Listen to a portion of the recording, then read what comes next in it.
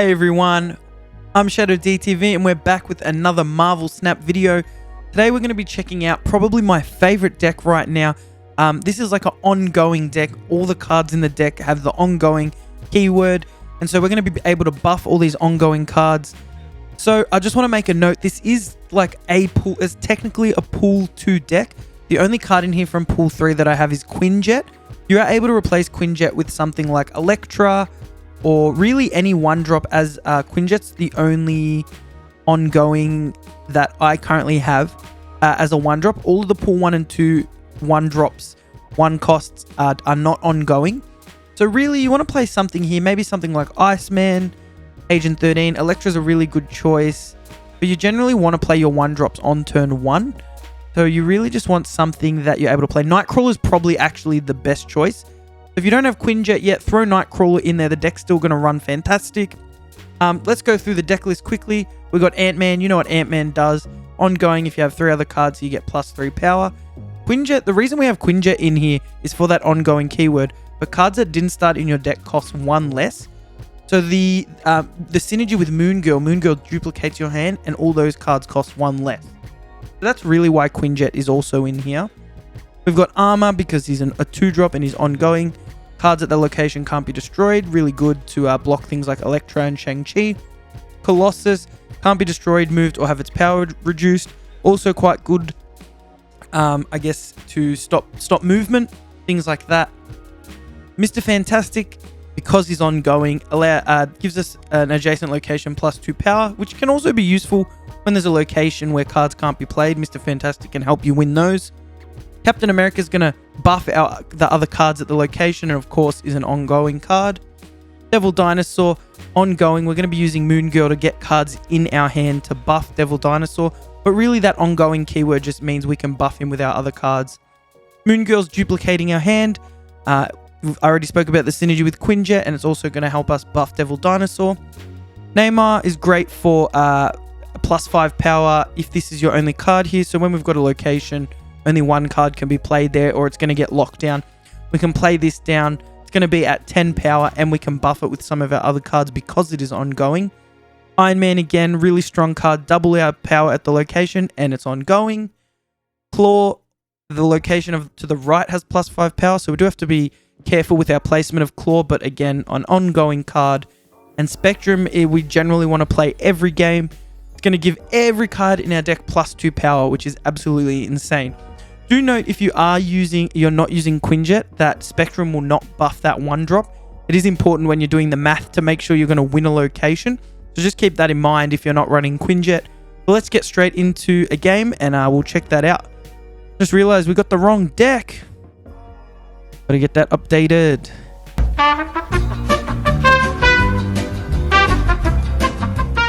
All right, we got the deck there. We got the deck there for you so you guys can see it, the ongoing deck. Let's get into a game. Let's do it. Oh, wrong deck. Gotta get the right deck.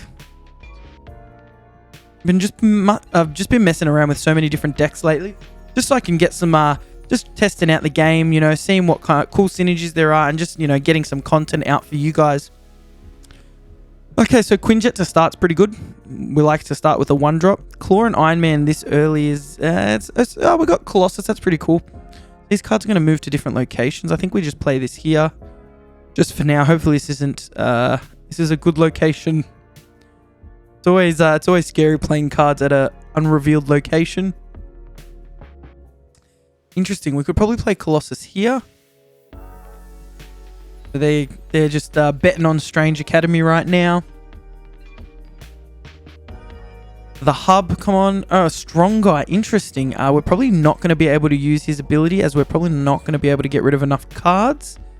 I mean, we could just play him for the 4-drop, I guess, because he's been added to our hand, which isn't terrible. Armor's going to stop cards from destroying. Is also quite good. I think we just go Strong Guy, because we could possibly play Armor in a later turn. It's unlikely we're going to play Armor, but I think just having that extra power could come in handy. There's always the off chance that we're able to get his ability to go off. It's very unlikely. Interesting. So we could go Moon Girl, but it doesn't really get us anything. So maybe we do go Armor Ant-Man. We do go Armor Ant-Man, Claw, Iron Man. I think that's what we go with. Claw next turn, Iron Man over here the turn after. Depends where their Strange Academy cards go, really. How many cards in hand? 5. It's unlikely they're going to get Strong Guy as ability. Oh, we could go Namor over here. Oh, but he's going to get moved. I think we go Claw. And then we just see where we're at. I think we can probably snap. I think this location is at risk. So maybe we do play Namor over here to just guarantee that we win this. It's unlikely they're going to be able to win both locations in the one turn. Well, let's have a look. Wow, that all ended up there, which means they probably are going to win this. Oof, this is a tough position. They can't play cards here now. Oof, yeah, that is unlucky placement.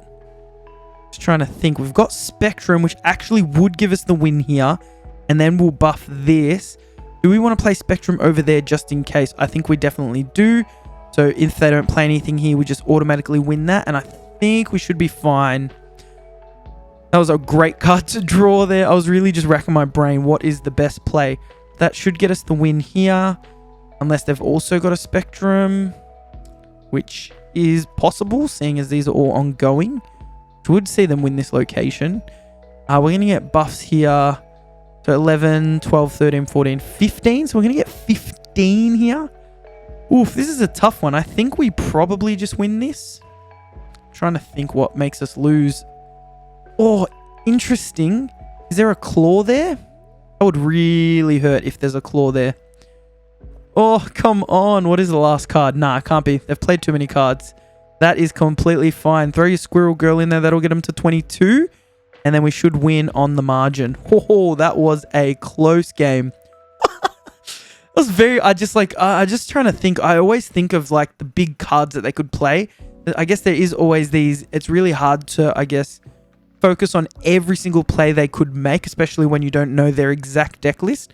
But I think that was the right play from us. We could have played Spectrum over here and I guess guaranteed this, but then...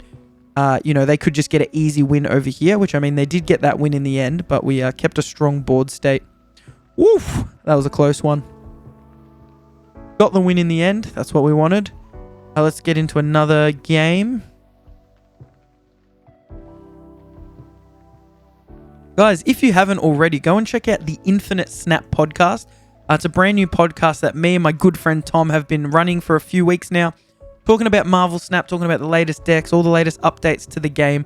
Having a ton of fun making it. We are going to be streaming the podcast live on Twitch. So make sure you go and follow Shadow DTV on Twitch as well.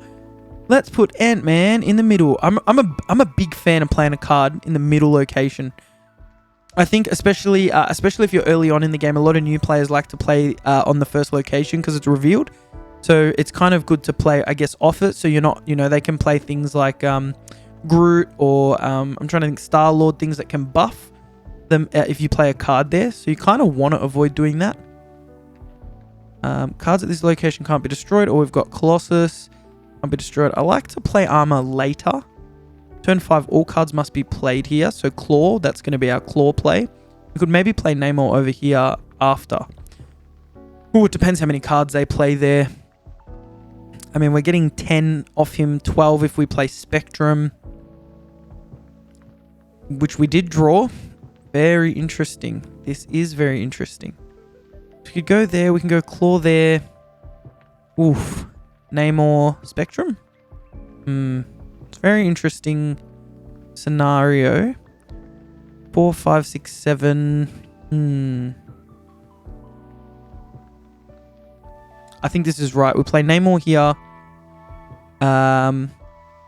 Because Morbius is probably just going to beat him, I guess. Or do we just play him here for the 5?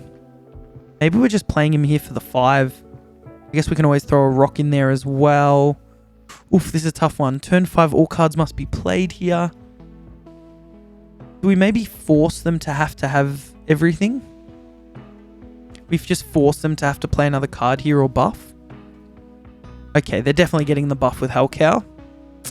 That is frustrating. I mean, we can still play cards here. So they've got a 12 Apocalypse. We know that now. That is very important. And they can play that this turn, which would probably just win them this location as well.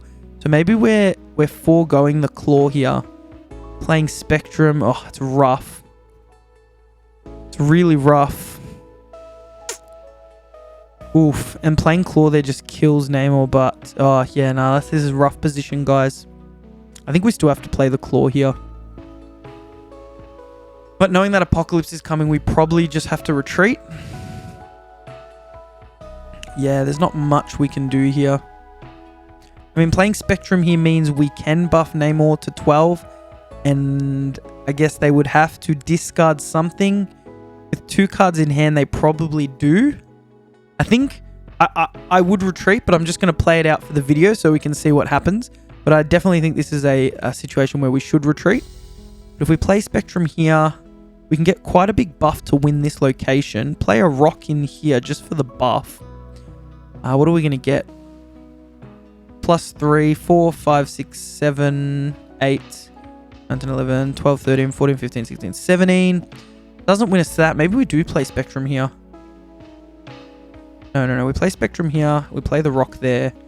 And we do not snap. We do not snap because I just can't see how we win this. Lady Sif gets that discard, which means they're going to win over here. Yeah, that's pretty much how I expected that to play out. That is exactly how I expected that to play out.